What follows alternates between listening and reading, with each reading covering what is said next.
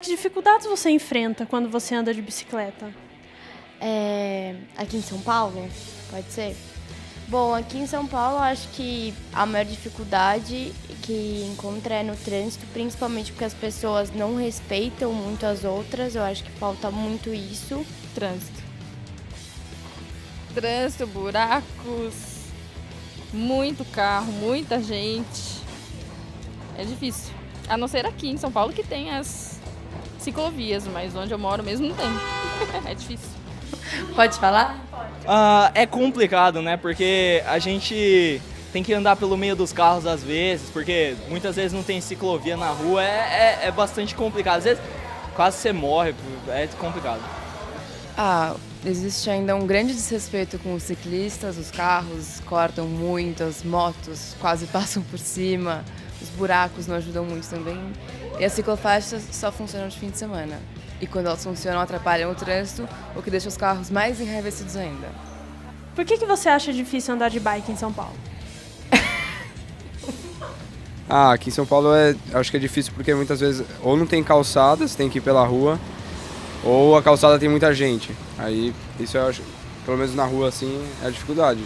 Não, primeiramente eu acho difícil por causa do livramento das ruas, é muito buraco, o asfalto não é totalmente reto e eu sempre fico com medo, às vezes paro num sinal, na hora que tem que começar a pedalar de novo, ter um buraco, acabar caindo e não ter ajuda, não sei. Basicamente isso.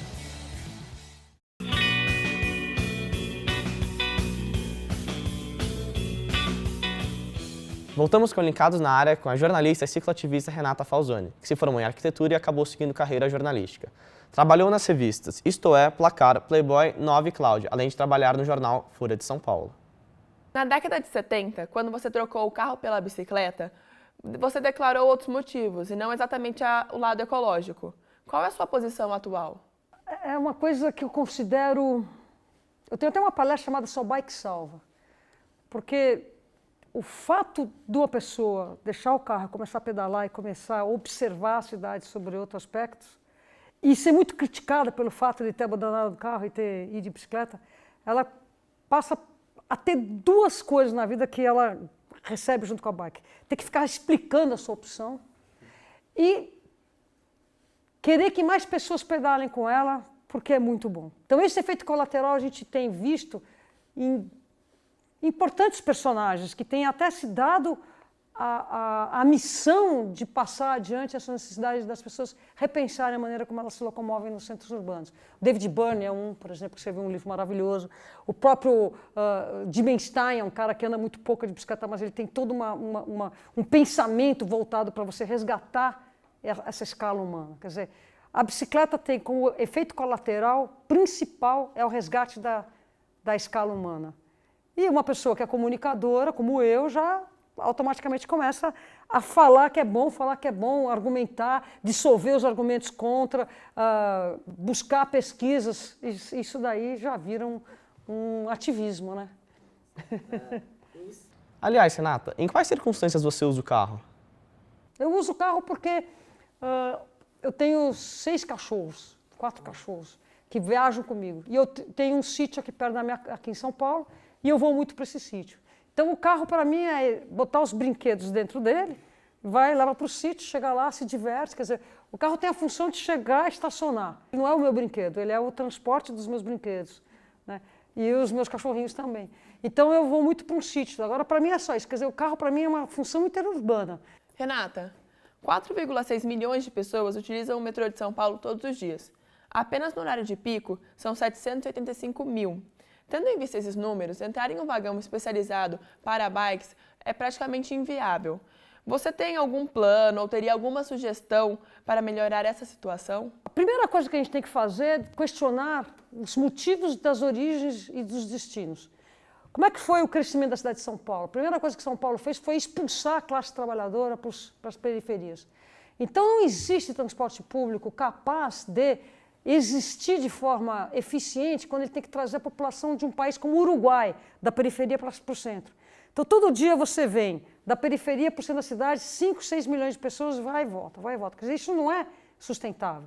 Você tem que ter moradia para trabalhador no centro e emprego, trabalho nas periferias. Você tem que ter uma outra forma de ocupação do solo. Você tem que ter bairros compactos, com a classe trabalhadora morando junto da elite, morando junto do serviço. Quer dizer, você tem que reduzir a necessidade das pessoas se locomoverem. Aí esse mesmo metrô que nós temos, eventualmente com outras linhas, ele vai ser mais do que suficiente para a demanda que uma cidade como São Paulo precisa. Aí, eventualmente, não precisa nem mais um vagão para bicicleta. Dá para você entrar de bicicleta fora dos horários do pico, porque você, até dentro dos horários de pico, porque você vai ter uma menos pressão no transporte público como nós temos hoje. Agora, isso demanda conceito de gestão pública, planos diretores, o não à gentrificação. E, infelizmente, nós estamos muito longe de ter esse tipo de foco na ocupação urbana na cidade, em todas as cidades. O modelo é carro demanda necessidade de estacionamento, necessidade de grandes avenidas, expulsão da classe trabalhadora, e com isso todo o crescimento das grandes cidades do Brasil repetem esse modelo de São Paulo, que é tremendamente falido, que não é só de São Paulo, né? É o modelo americano, né? Que tudo espalhado e tudo mais. Renata, desde que você começou a andar de bicicleta, o que você viu de evolução em relação às campanhas de conscientização da bicicleta como meio de transporte? A coisa vem muito lenta e gradual. Não mudou nada, assim? Não, mudou. O principal que está mudando é o seguinte, eu comecei a falar com bicicleta, com a palavra transporte. Comecei a falar de bicicleta há muitos anos, já na década de 70, em 79, já estava falando muito, nos anos 80, já na mídia, batendo muito nessa tecla. Mas usar a palavra transporte, né, como meio de transporte, sabendo que eu estaria criando uma antipatia da classe da elite, porque bicicleta como transporte é visto como uma coisa de trabalhador e, portanto, uma coisa indesejada, uma coisa que eles não querem perto, né? E o grande problema do Brasil é um preconceito social muito grande que a gente tem, que a gente não assume na hora de desenhar soluções para a nossa população. Então, assim, eu perdi o fio da meada. A tua pergunta era... Desde quando você começou... Tá, se melhorou, tá certo, desculpe. Então, o que aconteceu? A mudança dessa época para agora foi que o que eu falo não é uma coisa de maluco. Porque até a década de 2000, 2007, 2008, nós não éramos nem pautados, nem levados a sério, muito menos respeitados. Pra você ter uma ideia, em 1996 eu fiz uma campanha política, eu fui candidata a vereadora, eu participei de todas as reuniões do plano de governo do candidato majoritário. Na hora que ele apresentou a sua proposta de governo, se ele fosse eleito prefeito, ele não mencionou a palavra bicicleta. E eu participei de umas 12 reuniões. Quer dizer, era legal, bacana, etc e tal, bacana, Renatinha, você é ótima, tudo, mas era café com leite.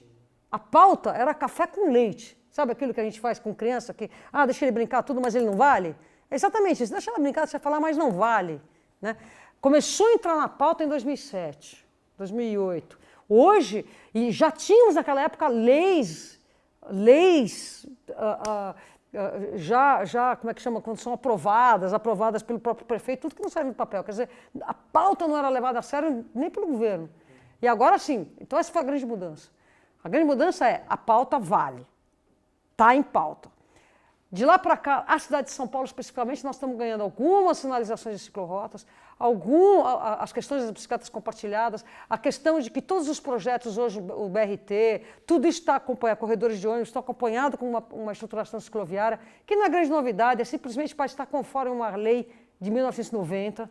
Quer dizer, agora está entrando na pauta, mas se tivesse mesmo no foco, na prioridade, estaria sendo muito mais acelerado. E não está. Não está mesmo. E você viu algum crescimento em relação às pessoas que usam a bicicleta como meio de... Muito. O número de origem e destino de 2007 do metrô calculava 305 mil viagens dia na região metropolitana de ciclistas. Hoje em dia deve estar por volta de 700 mil a 1 milhão, pelo menos. Não foi feita outra audição. Só para você ter uma ideia, a ciclovia da Faria Lima, que não existia, que agora existe, ela deu 1.760 ciclistas em 15 horas, numa contagem que o pessoal da Ciclocidade fez em setembro.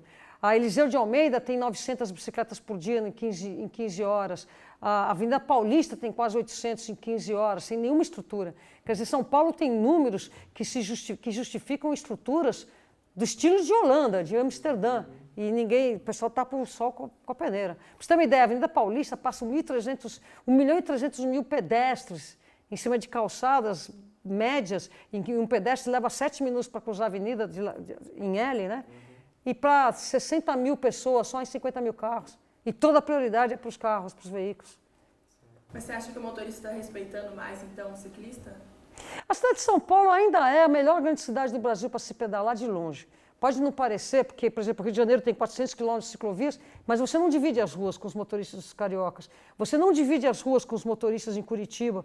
Você não divide as ruas com Recife, Manaus, esses lugares todos. Você tem uma pressão muito grande de alta velocidade e de desrespeito explícito por parte de vários motoristas, não todos, é claro, nas ruas. São Paulo, não. Nesse grande quarteirão burguês, que a gente pode falar, o centro expandido, porque na periferia de São Paulo é outro assunto. Nesse quarteirão assim, do centro expandido, o motorista, a esmagadora maioria dele respeita.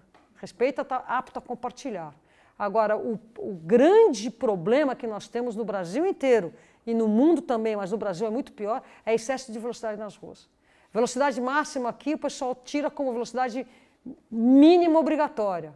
Então você vê uma avenida a 60 km por hora, não tem ninguém na avenida, passa o cara a 60 zilhão tirando fina por você, porque ele vai se sentir ofendido se ele não tiver essa velocidade máxima que é para ele mínima, né? Então a gente tem uma cultura de alta velocidade que a gente não vê o poder público encarando isso como um grande câncer na nossa mobilidade, que é a alta velocidade. Estamos apresentando Linkados na Área com Renata Falzoni. Não deixe de clicar no link abaixo para assistir ao próximo bloco.